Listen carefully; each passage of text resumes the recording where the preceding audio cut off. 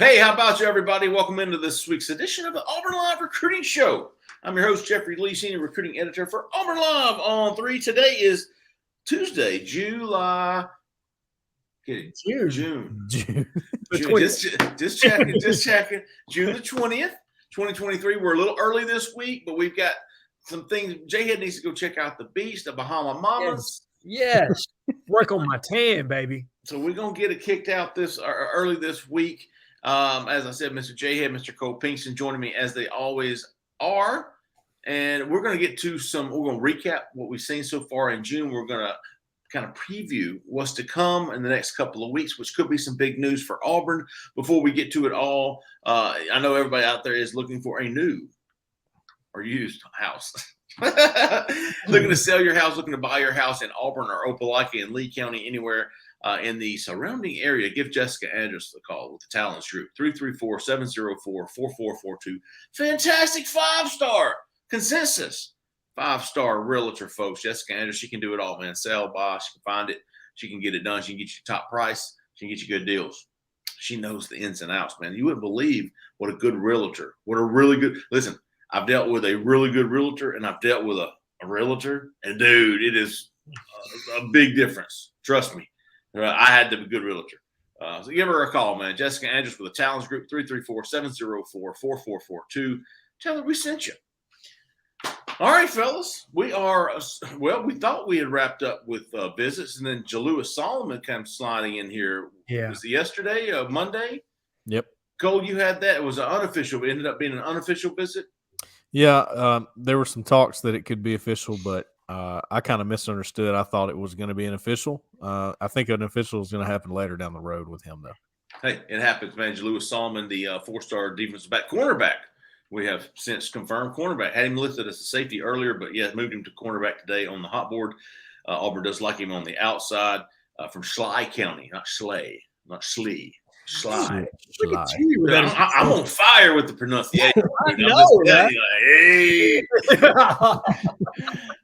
But I mean, what we saw, I think it was over more than 20 official visits in the month of June, which was the first half of June, right? Yep. So I think there were 6 different, like weekend, midweek, weekend. There were 6 different times. June 2nd, June 9th, June 11th, June 14th, I think there were 5 different opportunities, 5 different visit dates that we saw people come in. We saw 5-stars. We saw kids from California, Hawaii. Man, we saw a lot of different guys come in from all different walks of the field, not life. But looking back, folks, fellas, what do you think? What was your takeaway from June camps and official visits? Camps were fantastic. I think you could feel the energy by comparison to the way that it's been probably from the end of Gus's tenure pushing through the Harsin era. You just never felt that energy. And maybe it was because the media was not necessarily able to see as much. You weren't able to feel the energy in the same way. I think the way Hugh Freeze has conducted his camps has just been different. It's been fresh. It's been fun. And you've had a lot of high-quality players that have been at these camps. With Jalewis Solomon being the last one, and he obviously gave a very impressive performance in front of the coaches at his 7-on-7 display the other day. But you've also had Khalil House on campus. You've had Reese Baker on campus. We've had my man from Mobile has been on campus and thus since committed in Bryce Kane. Malcolm Simmons has been on campus multiple times from camps. So I think the camp circuit has been a success. And you've had others, William Eccles and a handful of others that have also been there that are quality players, core guys. Malik Blockton has camped at Auburn. So a lot of high-caliber players have been coming in and out of those camps, not just guys that are looking to get offers, but guys that have offers that are looking to firm that up and try to transcend onto another part of the board. Yeah. So that to me has been impressive. And then the OV season, the way they, obviously they could have official visits this weekend. They're choosing not to, but they've had, they took advantage when other teams did not by hosting kids on midweeks, early weeks. And I think this staff has done their due diligence and they've gotten the kids on campus that they wanted. But Cole, how do you feel about it? Well, that's what I was going to go right into the official visits, man. That was what stood out to me is every guy that officially visited Auburn, I can't think of anybody that walked away and said they were still pretty much on the same page with Auburn. It seemed like there was a jump with each guy that took an official visit. You can go back to the first weekend, like Jalen Mbakwe. Yes. That's the guy that wasn't even on the radar. Alabama commit, 5-star, whatever. We were told, look, don't worry about this guy. He's locked into Alabama, and that still may be the case, but Auburn really gave him a lot to think about, and it's always worth a shot, in my opinion. Don't ever let those shots go. If he's willing to take an official visit, if he's listening to you and you have a pitch to him, yeah, I would take the shot there. Other guys, the offensive line group that was there this past weekend, huge, just of who they are. Number one, you're talking about a program that has had immense trouble trying to get offensive linemen, and you had 5 of your top targets in the nation, all the way from California, Hawaii there. And obviously it was by design to get them there on the same weekend, but that was good job, good job on that. And then Perry Thompson was there. Several different guys. You had Walker White was able to come back on campus and help you recruit a little bit. Yes. Cohen Eccles, that's a guy that is really rising up the ranks. Wyatt Simmons. I mean, it's just there were so many important players there. It's not like they had to go, all right, we're missing on top guys. Let's look who's our next tier and see what we can do here. That wasn't happening. I couldn't agree more, Cole. And probably of the guys that were getting ready to commit, this was the table setting for them, right? This was the final step in moving towards probably the next 5 to 7 guys that you're going to see commit to Auburn. I would say the large majority of those OV'd, right? Yeah. Got a great feel for the campus, a great feel for the staff. They could feel the energy. They could feel the newness, and the resensed the refreshed hope that you feel across the campus right now with Hugh Freeze in the new leadership position, the rest of the coaching staff there. But you're right, and not just the offensive line was very impressive because in addition to the 5 that you had this past weekend, like you said, Cohen Eccles, and then you also had Daniel Calhoun that was on campus. Both of those were beat, which are really big targets. But on the defensive line, you had guys like L.J. McCray, T.J. Lindsey, 2 of the better frames you'll see of any college defensive lineman prospect in the country. You also had Kamorian Franklin, who camped at Auburn, did a private workout with Jeremy Garrett, which was huge, and also locked in a official visit for the fall. And look, I know a lot of people are getting into the recency bias or how things are handled sometimes with emotion, specifically from the fan base. Like we got to get a commitment. We got to get a commitment. We're not gaining traction. This is a long play by Jeremy Garrett. He's got a board. He's following that board. None of his prospects that are on his board on the high end have committed right now. Right. The 3 guys I just mentioned, those are all top targets for Jeremy Garrett. Not one of them is committed. And I know that there's some tendency to probably press by the fan base if you got to get somebody in the boat, and you are going to here relatively soon. I think we all feel good about Malik Blockton. But just be patient. Let Jeremy Garrett cook a little bit, and I think things will play out. And then also the DB board. You've had some really good defensive backs that have come in. Kinsley Falston obviously committed, which was a really big commitment for us. And I'm just interested to see where it goes from here. I was talking with somebody today about the defensive line class as a whole, and we've talked about the offensive line class and how just not the same layout as it has been in other classes. You just don't have as many big-time guys in this Southeast region. For whatever reason, I don't know what that is. Honestly, the defensive line class is kind of similar to that. Yeah. I don't see a Derek Brown out there. I don't see a Walter Nolan exactly. David Stone is a guy from IMG, but I don't see just a big plethora of those kind of guys like you have seen before. Now, obviously, L.J. McCray, Kamarion Franklin, Jeremiah Beeman, and even Malik Blockton to an extent. He's on his way up. Yes. Those are some guys that are going to be good defensive linemen for an SEC school or a big school. But, for this reason, and you have the transfer portal now, look who just got in the transfer portal. Mosiah Nasili Kite, we think he's going to be really good. Justin Rogers, and we've heard awesome things about him. There's no reason to really go below your top guys anymore. You try to get one of those. You do everything you can to land one of those top 3 to 4 guys. And if you have to go below them, well, why not just wait for the portal and see what happens there? I couldn't agree with you more, Cole. I think because what you would rather do if you're going to take a prospect that's just going to be college good and not transcendent like NFL type, then you'd rather almost get them from the portal, right? Because it brings roster stability, contingent. I mean, they can't transfer again, so they're going to be there. And they've already played some football, so they more than likely they're going to kind of understand and pick up a little bit faster than a high school prospect that you're going to have to develop.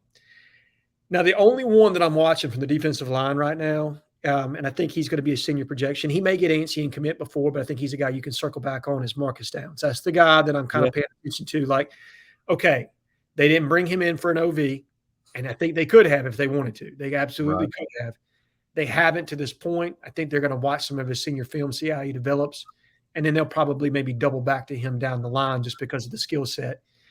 But I think they're really going to press their top candidates, like you said, Cole. And then if they come up a little bit short, then okay, we'll go into the portal and we'll fix our needs there and start making our way towards the 2025 class. Yeah, which by the way, I think the staff fully understands that concept. It's not like it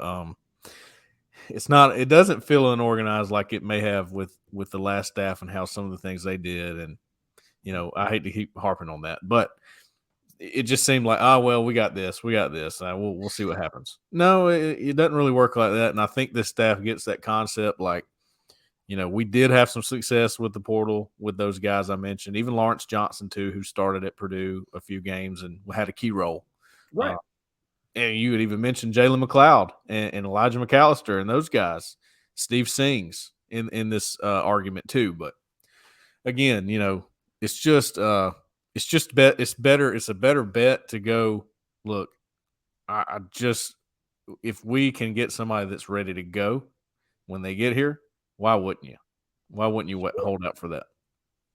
And with the defensive line class they got, look, you got to get really good defensive linemen every year. I'm not trying to make an excuse here. But with the defensive line class that you got last year, all really good young players, you know what I mean? And obviously, Wilkie Denard has really transformed his body since being on campus. Keldrick Falk is up to 288 now, going to be pushing 290 before it's all said and done. He's really worked himself into being a defensive lineman and not a jack linebacker. You've got the young man from Columbus, Deron Reed, who's going to be another good defensive lineman. You know how I feel about him. I'm ready for people to see him because I got to see him in person. I'm telling you, that guy can play. Right. And Steven Johnson, kind of the unsung nose tackle out of all those guys. So you got 4 really good pickups last year, I think, with one of those being more of a developmental than the other 3. And Wilkie's developmental somewhat, but I really like what he's done with his body, and I like what I heard about him coming out of post-spring. For sure. But I think you've got some leeway there to, make sure that you're taking top of your board here and then plugging holes with the portal and then maybe taking a bigger haul in 25 should you not be able to get those top of the board candidates. Yeah. And knowing that they have a pretty good understanding, because I have had conversations with people around the staff about this topic, there's kind of a line you draw with the high school class now. And it's really unfortunate for some of those guys that develop and become big time players down the road. Now it's more like, okay, you're just going to go to a smaller school and end up at an SEC school when you get developed. Right. Let's just be honest. Okay.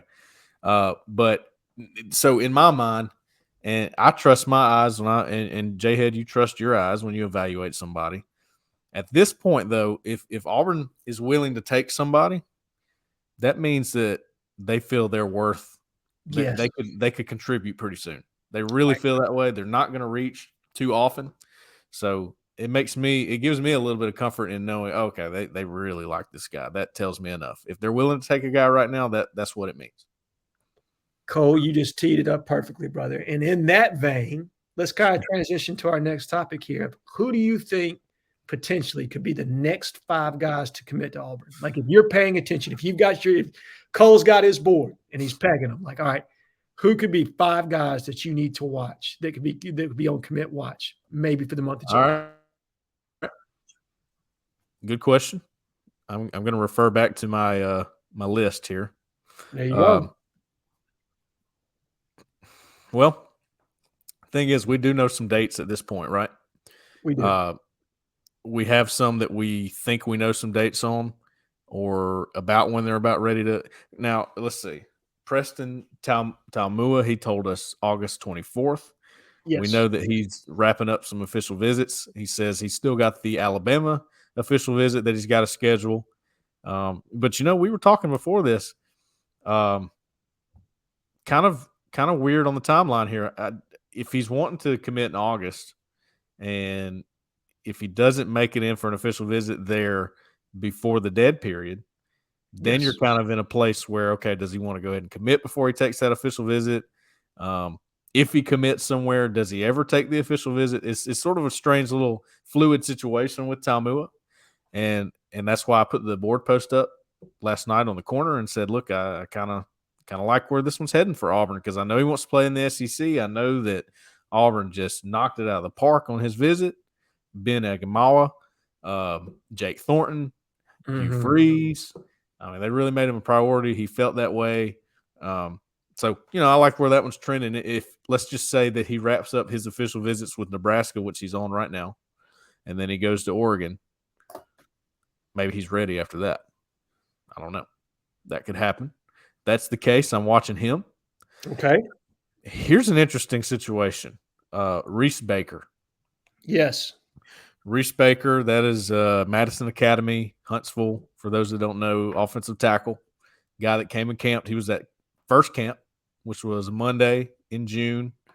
I don't remember the date, but he was there with a couple other offensive linemen. He was the standout. He was the one coaches, and they kind of knew that. They didn't even tell him to camp. He wanted to. They were like, yeah, we've seen your film. We like you. And he goes, well, I'm going to camp anyway. I want to. And he put on a nice little show for him. Basically, he actually lost a couple of reps. And we've talked about this with Khalil House. Khalil House won all of his reps when I watched him. He didn't lose any, and he did it from different positions on the offensive line, and I thought it was impressive. Reese Baker didn't win each rep. Now, he went against William Eccles a few times when he switched over defense, and that's why, because that guy's pretty good. Yep. But it was more about his feet. It wasn't about him winning or losing reps. It was, wow. Jake Thornton looked at him and went, he's got the athleticism we're looking for. Mm-hmm. Now, this is what I know about Reese Baker. Auburn wants him. Auburn's pushing for him. They want him in the class, even though he is, unranked on services for the most part. Auburn wants him in the class. They're going to try to get that done pretty soon. So he's on my list right now. Okay. Go ahead, Jhead. You name a couple. I want to know who you're thinking about, too. Those are two that come to mind for me. Sure. Well, let's go back to known dates. And the first one on my list is going to be Malik Blockton. Yep. Who is on record as saying he's going to commit July the 8th. It is down to Auburn in Texas. This is the younger brother of Marcus Harris, who, in my honest opinion, is almost a carbon copy of him, both on and off the field. Yep. Some positional versatility there with Malik, in that he could play the 5-tech end. He could also slide inside, play the 3, play the 4-eye. I think the staff loves that about him, because you can put him in various formations, or whether it's an odd or an even look. Malik has a place on the field, so you can't formation him out of the play. So he's got a high value to us. I think he feels that. He understands that. He just took an official visit to Texas, which I'm told went well. But I still feel very good about Auburn. So Malik Blockton is absolutely somebody you should pay attention to.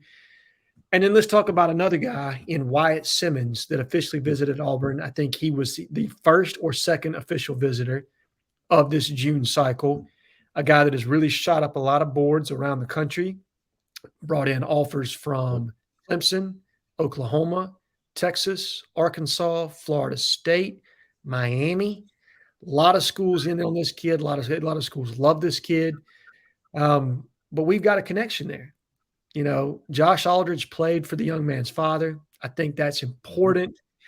We talk about decision makers, and I'm not saying that his dad is making the decision for Wyatt Simmons, but I think his dad's comfort level with Josh Aldridge is very big to an impressionable young man that values his father's opinion. Okay. Yeah. Josh Aldridge is a heck of a linebackers coach. I think he's one of those young ascending guys that's really going to make a name for himself in a couple of years. And while this may be a target that's listed as a 3-star now, he's one of those guys that I'm watching. In addition to Bryce Kane, I really believe they could be 4 stars by the time it's all said and done. When that senior highlight film hits, and contingent on if there's any all-star games that they play in, I think these are the kind of guys, when they get around the elite of the elite, you're going to see them show that they can hang with these guys, and not just hang, they may be better than several of them. Yeah. So Wyatt Simmons is another one that I'm paying attention to. And I'm going to let you bring us home, Cole. We both listed 2. Give me number 5.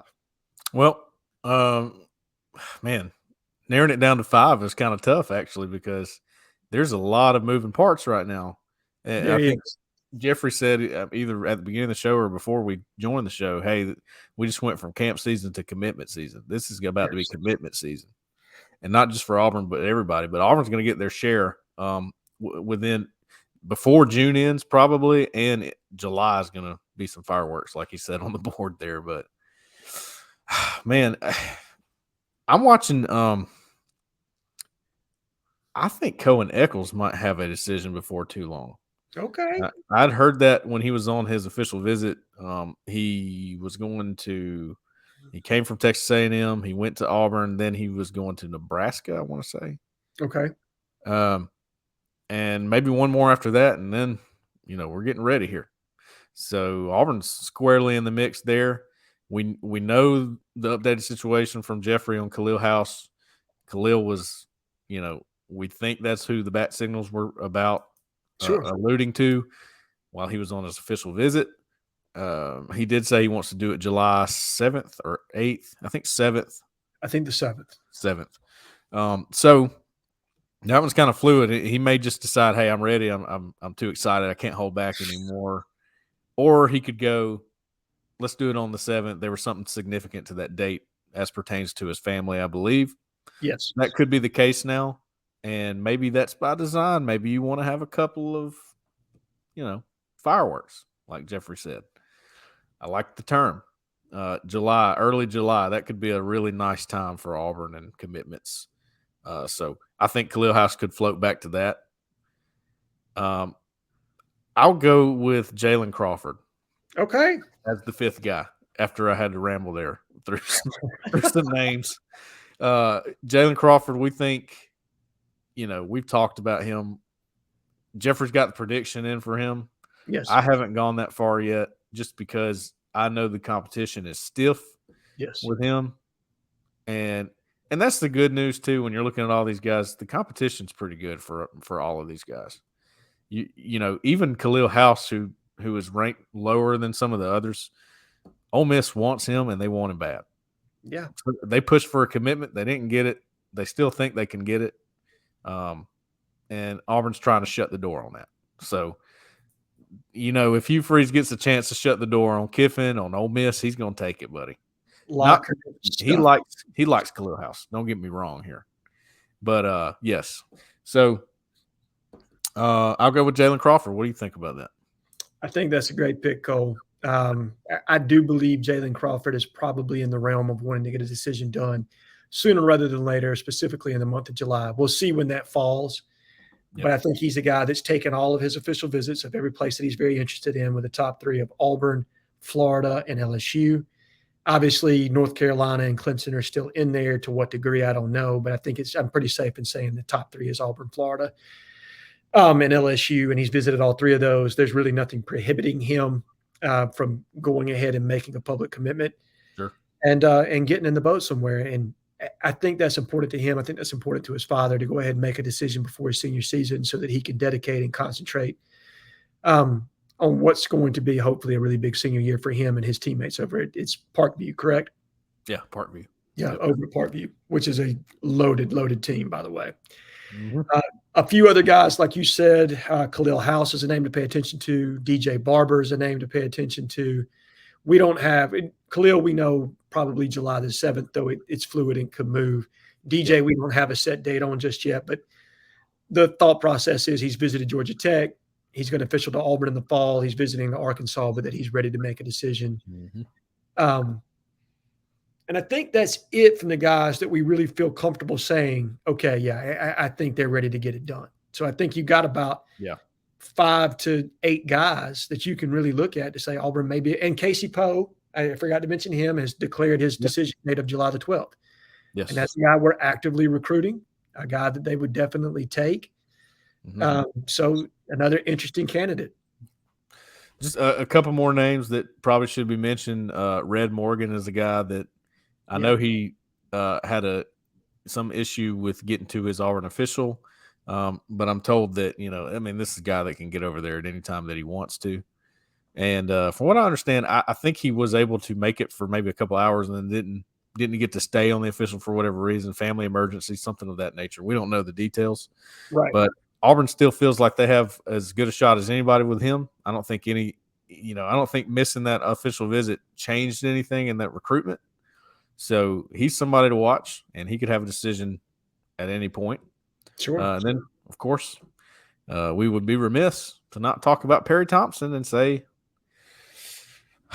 what's going to happen there, man, because he's pretty clear with us. Hey, it is neck and neck between Auburn and Alabama. He started to say Auburn's they're neck and neck. That's what I want to say. Yeah. I'll leave it at that. I said, sounds good. That's don't want to rile anybody up here. That's about what we're hearing anyway. So that'll be a nice little update. But he didn't give a date, but probably July is when he wants to be done with this, he says. Now, we both know whether he flips to Auburn or stays with Alabama, he ain't going to be done with it whether he wants to or not, because both staffs are going to continue to fight for him. He's worth that. He's he's the top guy on both boards. So we will see. I think a final decision comes in July either way. And usually, as long as I've studied things, when somebody's committed to your program and he says he's got a final decision to make, it's not always good news. But if you're Alabama, are they an outlier here? I mean, it's hard to bet against Alabama, Cole. And I know this is an Auburn podcast, and I'm not looking to inflate the stature of one Nick Saban any more than it already is inflated, Sure. And rightfully so. Yeah. But it's hard to bet against what they've been able to accomplish in recruiting from the time that he's been there on campus. But it is interesting. And I agree with you. I do believe there's going to be some kind of declaration of some sorts from him, whether it's, hey, I'm committed to Alabama, and that's his public announcement, or I'm flipping to Auburn. And I do think that's going to come in the month of July. I think DeMarcus Riddick is going to do something similar with his commitment to Georgia. He's another guy that's going to make a decision. You know what? He's got a date, actually. And I think it's July 26th. Is it the 26th? It was either the 24th or the 26th. I couldn't remember, Cole. One of those two dates. Either way, he gave me a date when I went to see him at Chilton County High School not too long ago. He said, I'm going to do that, and I am going to be done, at least for a while. Sure. And I said, is it worth my time? Me covering Auburn, is it worth my time coming out here? He goes, oh, yes, sir. Yes, sir. I said, okay. I hear you, man. I hear you. Loud and clear. Yep. So we'll see what happens there, man. We will see. There's a lot fixing to happen. Gosh, it's going to be a wild July, even though it's a dead period. And I was kind of like, man, that's kind of a letdown because I enjoyed June. I enjoyed being at Auburn more than I was at home because that's how it was. But July is going to be fun, I think. It's going to be a fun month. I agree. I think Auburn fans who had to suffer through last July and watch us, get to 5, I think, commitments. And, there's just anxiety from everybody across the board, probably the staff and the fan base, if we're being completely honest. Oh, yeah. I think this is going to be a much more enjoyable month. This will be a July that Auburn fans will look back at and say, okay, we feel good about the direction of this program going into August, going into fall camp. And if I'm right here, I think this staff is probably going to take advantage of the media cycle or the news cycle, and they're going to make sure that they are staying in the headlines with how these commitments come out. So watch them to be staged a little bit, everybody. Mm-hmm. There's probably some silent commitments back behind the scenes. And I think that I think it's going to be a fun month. And with that, we're going to turn it to Zach and let him bring up some questions from the corner. All right. Rice, our man. Yeah. All right. Of course he would be first. Yep. What should we make of the DL board? And what do you think things will change once the season starts and Garrett/Roberts are able to show what they can do on the field versus SEC competition? Well, first thing that comes to my mind is you're probably going to get good production from Justin Rogers. But that doesn't – I don't know if that helps with any of your guys right now because I don't see – excuse me. I don't see anybody that's really similar to him on your list right now. No. You have more of your 3 to 5 guys instead of your inside nose shade guys. So my next question is, how much does Keldrick Falk contribute? How much does Deron Reed contribute? Yes. Some of these new guys, and then maybe even Messiah Nasili Kite. Yes. Marcus Harris. Marcus Harris. Oh, yeah. Marcus Harris. If these guys make a big impact for you, I think you could see recruiting take an uptick because this goes right back with, proof of concept and everything that we've talked about with you. You've done everything you can if you're Hugh Freeze and staff. And also keep in mind, I've had this question come up too. Yeah, well, he does have proof of concept at Ole Miss, Liberty, Arkansas State, whatever. Sure. He does. He's turned programs around everywhere he's been. But he hasn't done it at Auburn yet because if you want to talk about winning culture, Brian Harsin had winning culture coming in. Yeah. It's what did you do for what have you done for me lately, right? What have you done for me lately? Hey, what did you do at Auburn? That's what Auburn fans want to know, number one.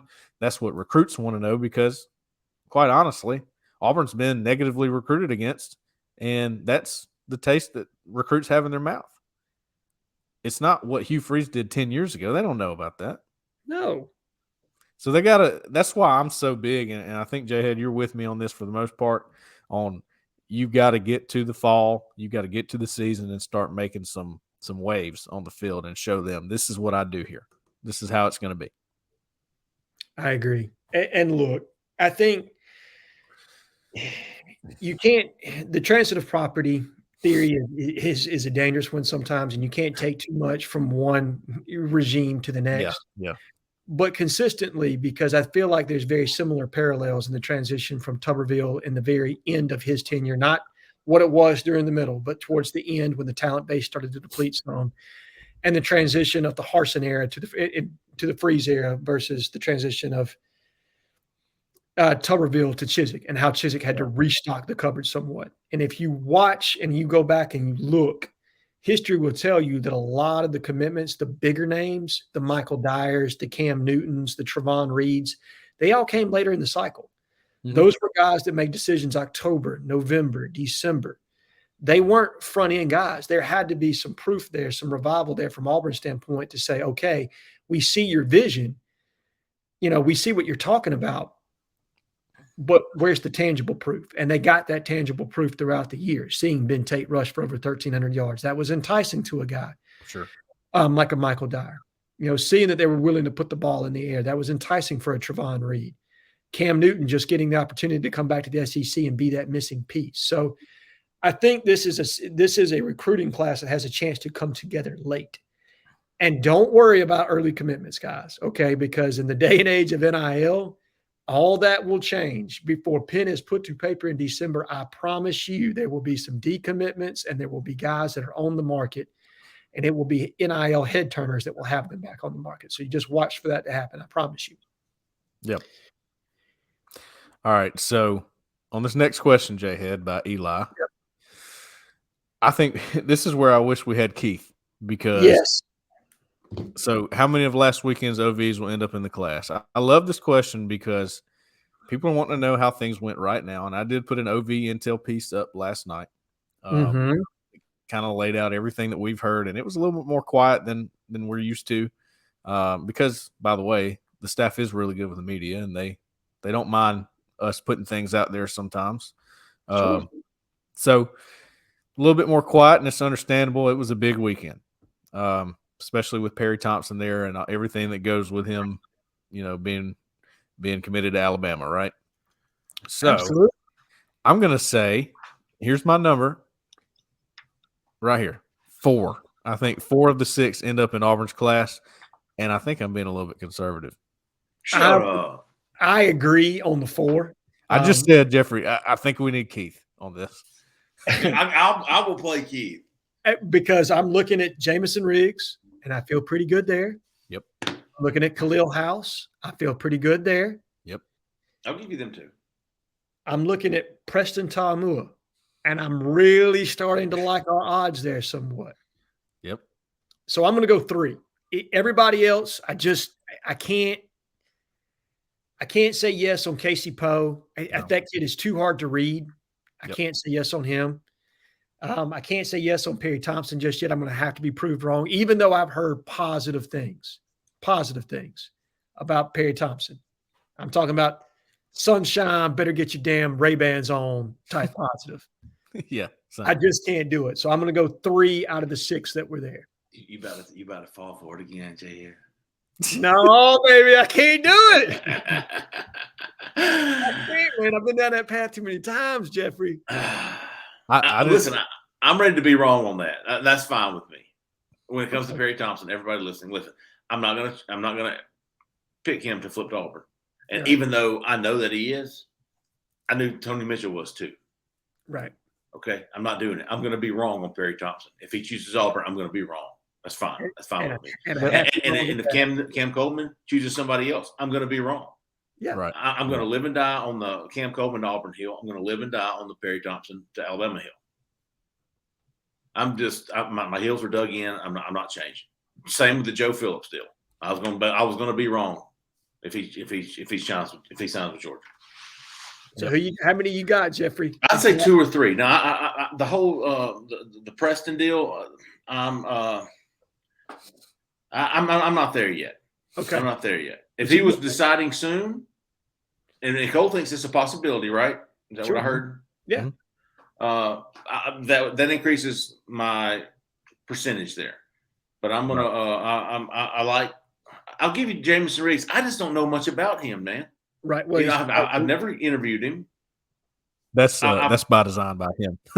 he don't want you to know much about it. Well, it's good on him. I've had now he's good. He's great with DMs. Hey, I just got to Auburn. All right, cool, man. When you leaving? I'm leaving Sunday.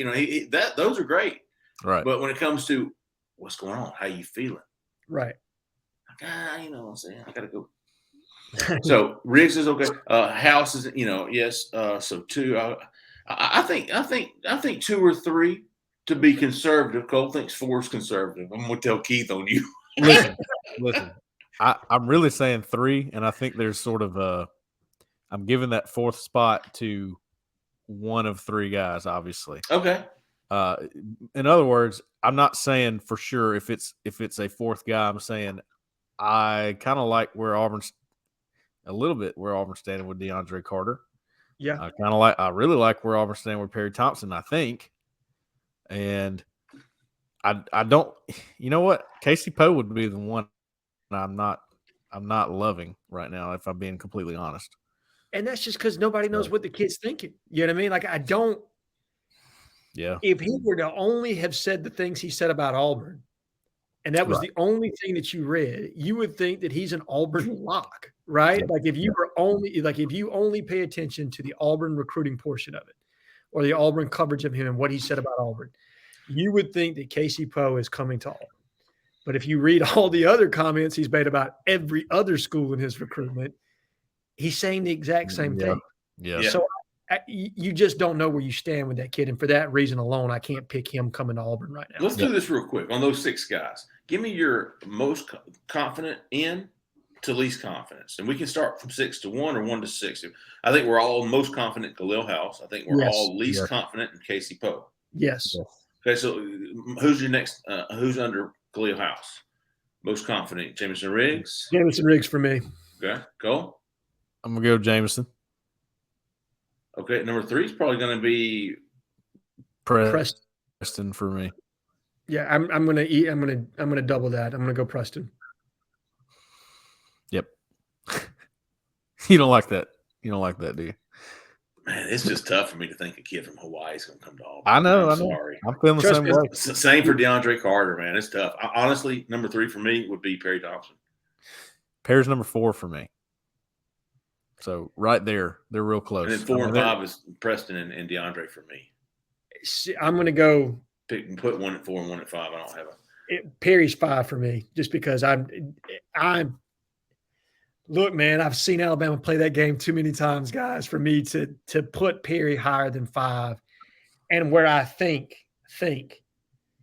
if you look at the NIL situations of the other people involved with Carter, if that matters at all to him, he moves higher on my board to me. Sure. Yeah, man. Do you think Auburn might be willing to pay more for DeAndre Carter than some of those schools out west? Yes. Oh. That's what Yeah. I think. Do I know that? Do I know that? No. By the Do I way, think that? Maybe. this is something with these West Coast guys. Do the USCs and the Oregons, do they think, oh, they're in the West Coast, I don't have to pay that much? We don't have to go that high. We could get this guy.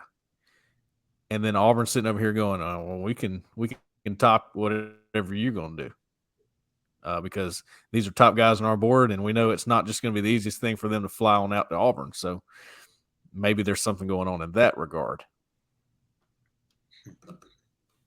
So that's the interesting thing for me to watch. Not that the coaching staff can control OTV, but I do believe that if that is important, I like where Auburn stands with the competition, because I don't think Oregon is involved with him. And that is the one school on the West Coast with Phil Knight and Division Street that can pay up and match anybody in the country. There's not a question about that. Right. But I don't know what USC's financial situation is. I've heard mixed things there from an NIL standpoint and how strong their collective is. Yeah. So that's going to be an interesting one to me. And Michigan State, I'm going to be honest with you, for a California kid, I can see a California kid coming to Auburn before I can to Michigan State and freeze his ass off in the middle of December. Yeah. Good point. All right. Well, that takes us into Cliff Dweller's got a good question here. Signing day were today. If it was today, who would y'all pick as your surprise signee? It can't be Perry Thompson. Surprise signee. If it were today. Surprise. Mm. Kamari Franklin Riddick comes to mind. Who'd you say? DeMarcus Riddick. Oh. LJ. Okay. I mean, DeMarcus Riddick will be a surprise signee. I think Kamari Franklin was in that conversation. Sure. I mean, if they're just asking surprise, yeah, that'd be a surprise. But I'm giving you somebody who, it's going to be tough for Auburn to get. But the latest that we're hearing with certain guys, I like some of the things I've heard with Riddick lately. I don't love Auburn's chances, but I like some of the things I'm hearing with him lately. So if you're looking for a big surprise, that would be a huge one. And I feel safe answering that question with DeMarcus Riddick for right now. I'll go LJ McCray. Oh, good one. Be a good one. Hey, Zach, who was the first two questions? You can hit me up on that. Don't let me forget. Bowen. I like old Bowen era. One of them was Eli, double I. Oh, was he? Yeah, he's trying to come in here and get back on my good side. And Rice was number one. Rice was number one. Yep. Okay, them two. I should not be surprised. I mean, does Rice work? Does he have a job? Yeah. Hey, we love those guys, man. I'm telling you, I'm one of them. We love them so much. We get to piss on them sometimes. Bowen. Bowen wants to know. You think Riley sticks with his commitment to Miami, which was a surprise to me. Yeah. I mean, I didn't think he was coming to Auburn or anything, but I surely didn't think he was going to commit to Miami in June. Did anybody have that on your bingo card? No, not in June. No. I knew Miami was in there from going and talking to him in person not too long ago, but I didn't give much to it, if I'm being honest. No, I honestly did not give Mario the credit and respect he deserved in this recruitment. They prioritized the kid. I assure you, Miami paid up for the kid. Sure. And they jumped on him over Alabama and Auburn. And I do think it's telling that he did not officially visit or unofficially visit either Auburn or Alabama after the month of April. I mean, didn't, and I don't know what was the last time he was at Auburn. Was he at A-Day? Yeah, A-Day. It was supposed to come back on June the 2nd or something like that, and then it just never materialized. I don't know exactly what happened there. But I do find it telling he didn't visit either one. Does that mean that could set him up for a flip later on down the road if he chooses to officially visit either in-state school? I think there's a possibility there for sure. Would I predict him to Auburn right now? No, I would not. If anybody, I think he's probably more likely to flip to Alabama should they prioritize him. But I don't think Auburn's out of it, and I think they'll circle back on him and continue to see what his interest is during the season. Was it Asa Martin? Did he end up at Miami at one point? Wasn't there an in-state running back like that who went to Miami, or was it through a transfer? Was it from IMG? Was Asa? Asa came to Auburn. Asa came to Auburn, and then he did transfer someplace else. Jacksonville State, maybe? I think it was Miami before he went to Memphis. Yeah, it was. It was Miami, and then Okay. Memphis, and then I don't know where he finished up, man. He was like on the fourth. Was that the guy who Gus burned his red shirt? And... Yes. Him and Tim Horton got torched on Twitter, bro, for like. Oh, that poor kid. Yeah, Miami then ended up in Memphis. It's a good question here. Your Mount Rushmore of recruiters at Auburn on staff that you have been around while you have covered recruiting. Listen, even though y'all haven't covered recruiting, you followed recruiting. Yes. So I think everybody's just as capable of opining here as I am. Sure. I think it starts for me with. Let me think about that. I got my list because I looked at this question before. I'll give you mine. Okay. And you guys tell me where you're at. So I'm going to go. First name on the list is Joe Witt. Knew everybody in the state. Was a massive cog for us in Mobile. That's a really good one. Joe Witt. Number 2 on my list is Trooper Taylor and the Towel Wagon. I was thinking Trooper.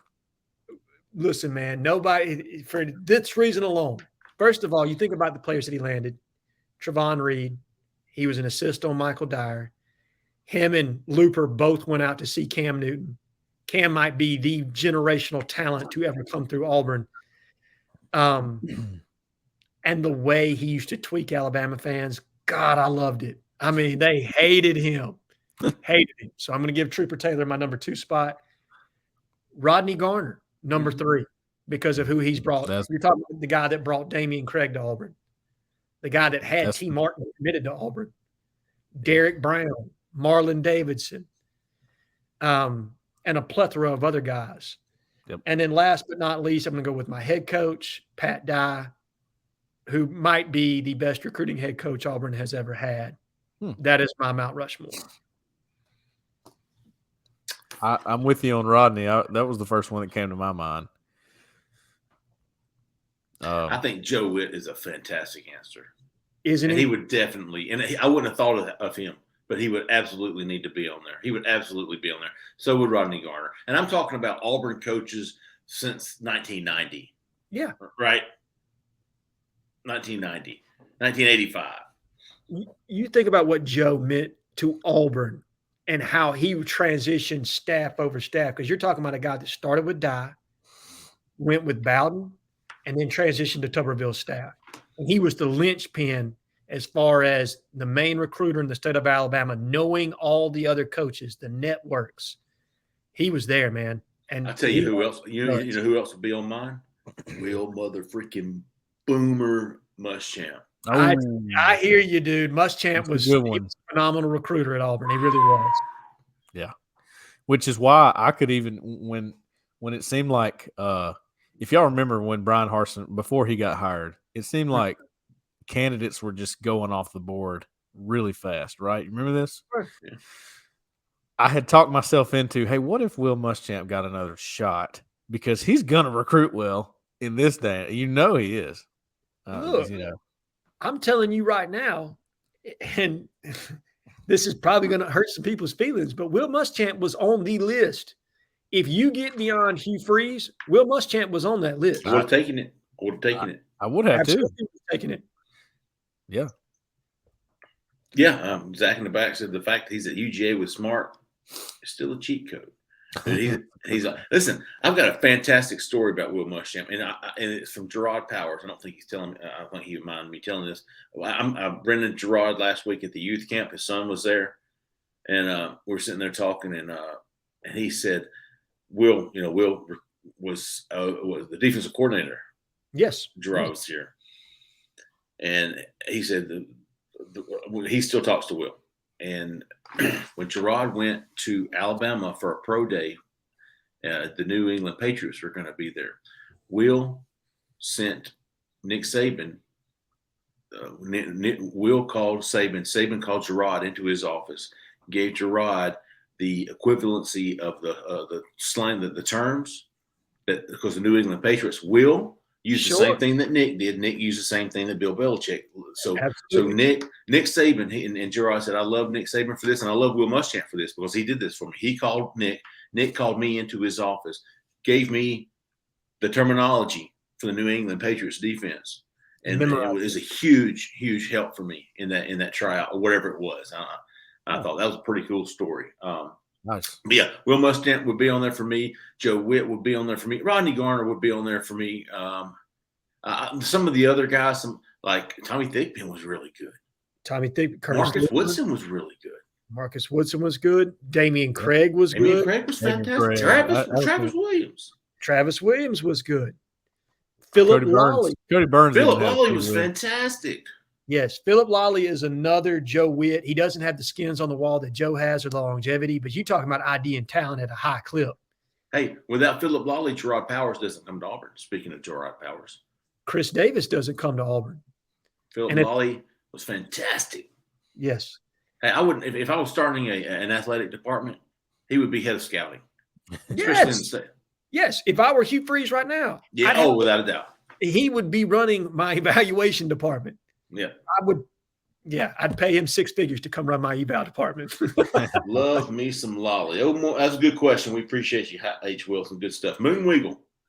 True South. True South in the house. There you go. What are y'all's thoughts on the Riddick after his OB to Bama? I have a very short opinion on this, and I know Cole and both of you got something. I loved how his mother handled that interview. Yeah. Mm-hmm. His mother was fantastic in that interview. She spoke so very highly of Alabama, and then she would say, but I feel the same way about Auburn and Georgia. Yep. All these coaches, I love these coaches at Alabama, but I love the coaches at Auburn and Georgia too. I thought it was fantastic. Like a pro. How about you to freaking Miss Riddick? Yeah. Yeah. She handled it like a pro. She really did. She did a great job. And, DeMarcus, I don't think he wanted to talk after his Auburn official visit. It's possible he didn't want to talk after his Alabama official visit. I don't know that. But he, when I went and saw him at Chilton County not too long ago, he's ready to be done, man. He is ready. Yeah. And my advice to him is, hey, you're not going to be done. They're going to still call you and wear you out. But he gave me and we were talking about this earlier. He gave me a ultimatum date, I guess, of choosing between the three, which is July either 24th or 20th. I think it's 24th, July 24th. So everything I've heard lately is not to count Auburn out. That's from a pretty good source, in my opinion. Me personally, I'm counting Auburn out just a touch, but not as much as I was maybe a week but before he took his Auburn OV. I think there's some things at play for Auburn here, but we know Alabama's going to be tough. I know Georgia made a great pitch to him again. Yeah. Right? There's a pretty good chance he ends up at either of the three schools. I'm leaning toward Alabama. I would second that, Cole. I think he's given positive input to all three schools involved in his recruitment. I mean, very positive. But it's hard for me to pick against Alabama in this situation. I feel like Nick Saban has prioritized the young man. And when you look at his track record, when he's honed in on a guy, he doesn't miss often. Right. And look, Kirby is the best recruiting head coach right now. And I'm still not going to bet against Nick Saban for an in-state kid. I'm just not going to do it. Yep, good point. Something to follow, though. I don't think it's going to be worth it. Bulk Brogan is Holt's brother. Brogan. What would, or rather, what should a prospect from each position group key in on this season to satisfy the proof of concept question? I have no idea. That's really way too far over my head, Big J. Jhead, that's right up your alley, Big Dog. Yeah. What would, or rather, what should a prospect from each position group key in on this season to satisfy the proof of concept question? It's productivity, utilization within the scheme. Across the board, right? Yeah, and I know those are generic terms. And if you wanted me to specifically do that, I can probably break that down on the board a little bit better. But it's productivity. It's productivity. It's utilization of scheme.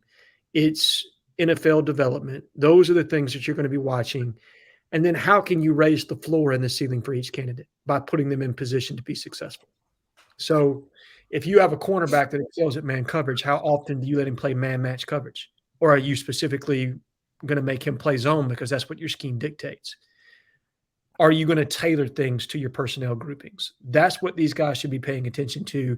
And are they being put in position to be successful? That is what each and every person should pay attention to. And that individual success will bleed into collective success. And if there's collective success, that means that the win total will increase. So that is my proof of concept spiel for this segment. I'll go into a little bit more in depth on the board for each position group and what I would like to see. But it's all, you know what I mean? Right now, it's really hard to say because I need to see a game or two to kind of see which direction this coaching staff is trending in with how they see certain players. Okay. Zuni. Oh, Zuni, which position are you most worried about recruiting this cycle? Oh, that's a fair question. For me, it's the defensive line. Mm-hmm. Just looking at the hot boards the past 2 days, going through them, I'm like, man, it's tough for me to find some optimism in that defensive line other than Malik blocking. Yeah. I'm thinking D-line, but I'm also thinking receiver. Bryce Kane is good start. What if you miss? You're worried about the wide receivers. What if you miss on Perry Thompson and Cam Coleman? It's very doable.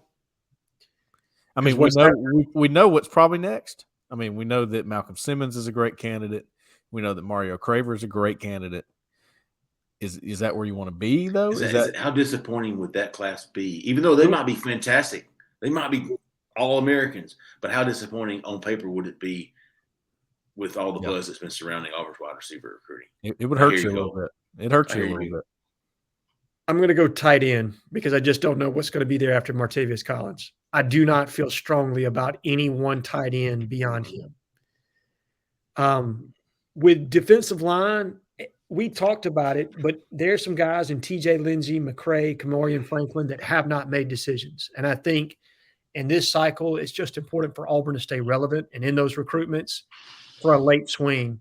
With tight end, I don't see anybody you're going to stay relevant with because I think the target that we probably stand the best chance with, the young man out of Georgia,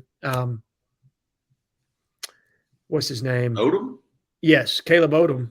It's probably trending to Alabama, and I think he's going to make a commitment sooner rather than later. And so I just don't know where you go if you want a second tight end in this class other than saying you're headed to the portal for it. Yeah. JG 1411. That read a little bit easier than I thought it was going to. JG 1411. If the line for blue chip recruits in this class is 13.5, what would you take the over or under? The blue chip recruits, what is that? Is that 4-star or better? 4-star and up. Yep. 4 or 5 stars, that they're going to be 14 or more, or they're going to be 13 or less? Damn, you already have 6. I think it depends on the total number they plan to take in this class. Are they going to take 20? Or are they going to take 25? Because that's going to drive a lot of your blue chip numbers right there. I think. And then also, go ahead. How many? Yeah, and then how many guys move up in the rankings? I feel pretty strongly that Wyatt Simmons and Bryce Kane are candidates to do that. I don't know of any other target on the board that I feel very comfortable saying, hey, they're gonna make a real rise in the rankings. So those are 2 that I think that could be blue chips. So that's a tough question, man. All right, so the reason why it's tough is because that's a pretty good line right there. Yeah, it really is. Really the line's right when you can't decide which way to pick. Yeah, that's a good line. I think Vegas set that line disguised as JG 1411. I think there's a couple more of these core guys, as Jhead likes to call them. I think there's a couple more of those guys coming. and then I think it's going to be hit or miss with some big dogs. I agree. Yeah, it is. So I would lean more towards if there's going to be a 20-plus class, that 2/3 of them are going to be elite, which would make it 12 to 14. Yeah. All right. Himothy. It's the Himothy. Not Timothy, but Himothy. You think that's his real name? Because I'm not making fun of him. If it is, you never know. You never know, because you got a Jimothy in recruiting right now. That's true. My apologies, Himothy. It's pretty. It's a really cool name. Rank the officer. I just bullshit with you. Rank the offensive line. I mean, my name's Jefferson. I can't even look at you, bro. Rank the offensive line targets after this weekend, and most likely, hey, we just did that. We did that. We did. We ranked those 6 guys. Casey Poe being the least, Khalil House being the most. Cole likes Tamu, Tarmaya. Well, I've missed on that one really bad. Zach in the bag. Zach McInerney. Where does our focus shift at edge? That's a good question. Jamonte Waller commits. Cole, you had a great post about this. Joe Phillips is in the house. Cole had a great post about now. Where does Auburn go with the edge position? I don't know. Is it wrong to say portal here? No, and I possibly go portal. That's where they're going. It could be. It could be. Be done in high school. Once again, I'll say this again. You know, Jhead has proof of concept. I have senior season still to go. Put that one on me, because you never know who's going to pop up. There may be somebody. I mean, just look at White Simmons. He popped up out of nowhere. There's going to be more like that. And a lot of times it's edge players, I've noticed. There's a lot of edge players that pop up out of nowhere. Does Auburn want to go that, after they've got who they consider their number one jack? Do they want to go and get another one that they're, on the fence about? I don't think they would. So in that case, I'll say transfer portal. Yeah, I think they'd rather have a more veteran piece that can contribute right away. Give 2 young guys in the room, obviously with Joseph Phillips and then the young man that we took last year, give them time to develop. And I do think you're going to need that. I can't believe I forgot that, Zach. I'm sorry, Jhead. No, you're good, man. And I do think that you're losing Elijah McAllister this year. Keldrick Falk is going to officially be a defensive lineman sooner rather than later. Yeah. That the need is more in the portal than it is in the high school ranks. Hey, F. Barker's got a good one here. This is a good one for me. Because I'm going, is it going to be Daniel Hill? Who's left? Who is the most likely to be our second running back in the 24 class now that Riley's committed to Miami? Well, depending on how you feel about you talk about senior seasons left, Cole, this is the one I think running backs is one of the more positions that you go, that kid was a nobody or was kind of let's keep an eye on him. And then the senior season, you go, I want him. There's several names like that out there. In state too. You got the Kamori Harris guy from BB Comer, and then you got kid from Mobile. Yeah, DJ. Butler? DJ Derek Butler. Yeah, DJ Butler. And then you got Ronnie Royal is out there. Yeah, I mean, there's several names. Elijah Hall, Brandon Hood. Yep, Brandon Hood. Elijah Hall is teammates with Joe Phillips. Brandon Hood's a good one. Elijah Hall. There you go. Do you get down the road and Georgia's making a strong push for Joe Phillips and you go, let's get Elijah here. We were going to take him all along. Yeah, we love Elijah. And by the way, he's really good. Yeah, he is. He's a fantastic athlete. Wouldn't be upset with that one. He's pretty good. That's the guy that caught my eye when I went to watch them play. That's right. I remember you saying that. But I don't love Auburn's chances with Hill. We never really have. I mean, let's just be honest. I think he enjoyed his visit, and that's maybe as far as it goes. I don't think the second running back's on my hot board. No. Here's why I think Riley – I've said this before. I've said that might not be on the offer list. I thought Riley was in play for Auburn. And I don't know why. And it's really just a gut feeling. Sometimes I just get a gut feeling. I didn't think he was going to end up at Alabama for some reason. And I'd heard, Alabama loves him. But I just didn't know. I feel like if they were going to get a guy from Tuscaloosa, it would be done. It would be a done deal. There would be no talk about it. He would be in the class and it'd be over. And the fact that he wasn't, that raised an eyebrow for me. Now he's with Miami. We've seen Auburn flip somebody from Miami in the Hugh Freeze era. Yeah. I know they love Kevin Riley. I'm just not 100% counting him out yet, but absolutely right now Miami's got all the momentum, so we'll see how that goes. But Let Mario drop another one in Middle Tennessee State. We'll see where we're at on that one. yeah, Dude, those Florida schools have been on fire. All three of them have been on fire. Listen, they got good recruiting head coaches. They really do. Norvell, Mario, and Billy Napier for the corner of Sunbelt Billy. He's he's doing it, man. Yep. Of course, the yard man just showed up. But hey, y'all hear that? Not really. Not really, man. Okay, cool. Right. Yeah, you sound good. All right, Donald Mitchell. Hey, guys, I know y'all said possibly 12 to 14 commitments by the start of the season. We have 8. Please name us your 3 predictions. Who jumps on board before the season? It's a good question. Yeah. We kind of rolled through this, Jhead, at the beginning. Okay. When you weren't here, Jeffrey, but let's hear yours, Jeffrey. Well, I mean, Khalil House. Yes. It's almost not fair. I mean, Malik Blockton. Yes. July cornerback kid from Parkview. Yes, Jalen Crawford. Auburn's team to be. He got a July commitment for the season. So there's probably going to be a lot more than that. So that's 3. That's 11, right? Yep, that gets you to 11. I think it'll be closer to 15. We probably went through 12 names, Jhead, earlier, did we not? We did.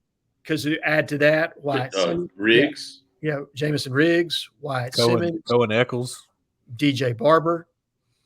Yep. Oh, yeah. DJ Barber. Forgot about him. So yeah, I think they'll be at 12 by the end of June. No, sorry, July. I think they'll be by the end of July. My projection is they'll be at 14. I honestly believe by the end of July, by the time Big Cat Weekend rolls around, Auburn's at 14 commits. Oh, that'd be good. I'll got to save one for Big Cat. I'll go with lucky 13 then. I'll split the difference. And you're going to have to get 2 out of Big Cat. I think the staff understands that. I think Hugh Freeze understands that. So you got to save at least 2 for Big Cat. So if remember, that reminds me, Bradley Shaw told me he was going to be at Big Cat. What does he do? I'm going to say 15 by the end of the month, by the end of July. Okay. All right. Well, after the hangover of Big Cat. Yeah, so 13 going into Big Cat, get another 2 on Big Cat, you're at 15. So you're sitting pretty going into the year. Because, look, 15, by comparison, where were we at in Big Cat last year? 4. 7, 5. It was. I didn't. It was. I went to Alaska, and I don't think I missed anything. I'm pretty sure you didn't. It was low. I don't remember. All right, BM Hart. How many OBs do we have left? Okay. Somebody Aces Full asked about this. Auburn, I don't think it's finished yet, but they're going to have 70, right? Each school's.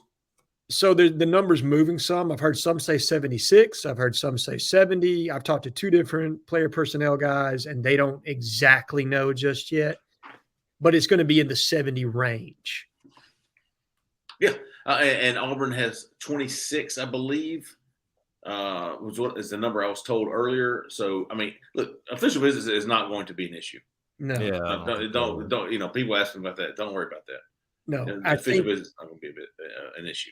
Yeah, I think they may earmark, say, 10 to 12 for transfer portal guys. They may hold 10 to 12 on that. Yeah. But you're not anywhere close to that number. I mean, because you just hosted, what, 20? You got at least 40 left. Right. At least 40.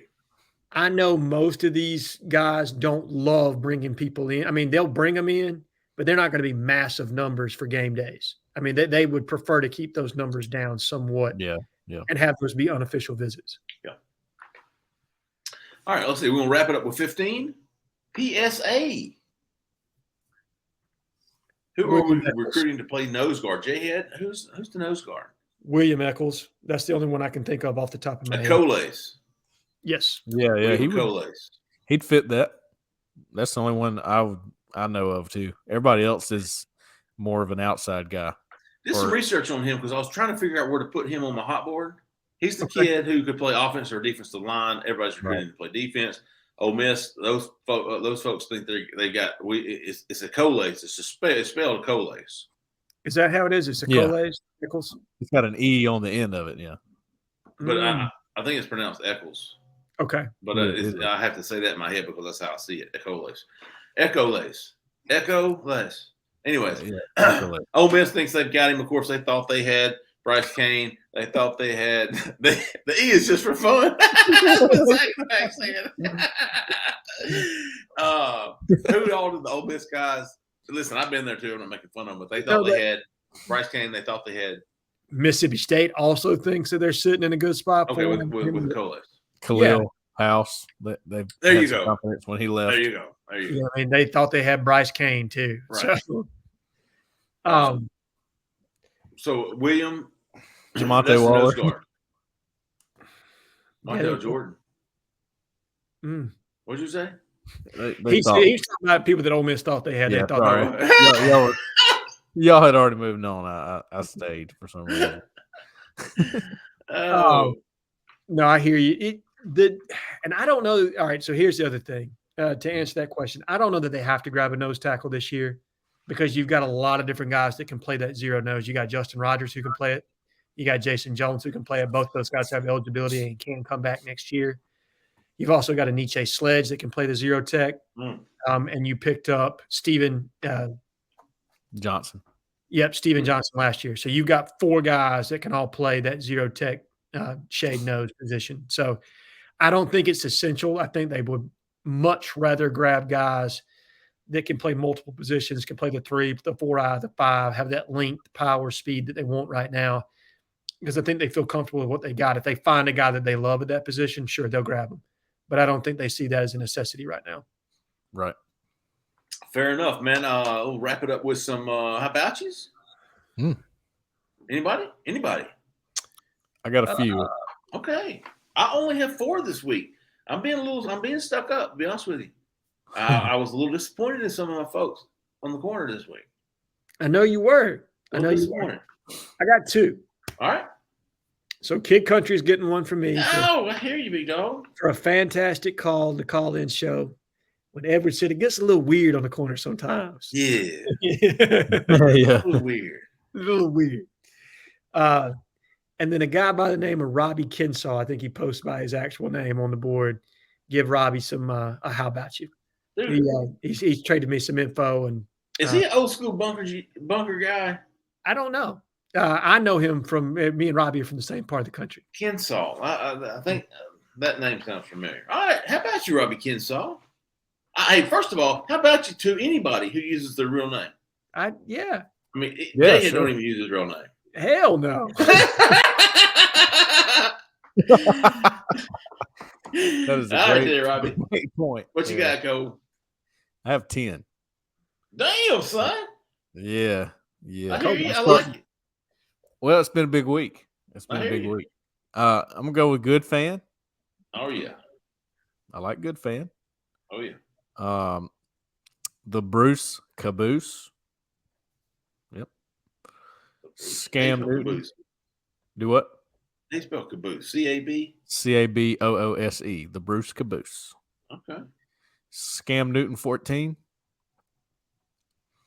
Robert Dale. Oh yeah. Noah Willoughby. I think that's his 3rd time getting one from me. BBP. Oh yeah. Big Boy Foosball. Yep. Oh yeah. Johnny Knox 07. Oh yeah. Been on fire lately. Yeah, he hooked me up. Original Cajun Circa. He's been good, man. I've liked his addition. My last one goes to a guy who it surprises me that I'm saying this. That would be TaylorMade. And if you remember last year, TaylorMade ruffled some feathers, and he did it often, and he won a couple of awards that he would like to forget from you, Jeffrey. But he has turned it around, man. He has turned it around. He's a good poster. Well, I will say this in his defense. I think he was one of those guys that saw it early and often with the Harsin era and decided he was out. And anything that Harsin did that was even positive, didn't even want to hear it because he had already just made his mind up. You know what I mean? Yeah. Yeah. That's him and Bobby were the same way. It was tough. All right. So let's see. How about you? So UWX Tigers, UX Tigers 79. How about you to guys, I can't read my writing.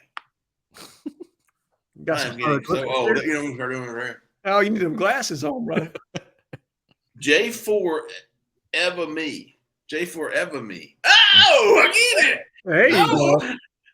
ASWE. And how about you to run the football? What a name, man. Nice. How about you to run the football? I hope we see some run the football. Oh, Run the damn ball. I got a hat. I'm gonna start wearing that hat on the show here.